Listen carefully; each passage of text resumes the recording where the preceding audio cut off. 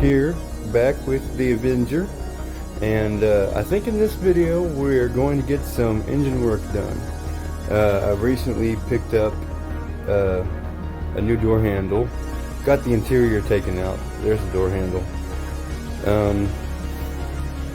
We need to start tearing down the cooling system, but I would like to thank my Patreon support for helping with this build.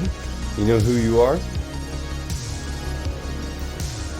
One thing I haven't done is figured out a name for this build, but I'm sure along the way I will come up with a very decent name. Alright guys, here's the engine bay. I'm going to try to get most of this just kind of torn apart so that I can start working on the cooling system and all that. I got to get freeze plugs done and whatnot.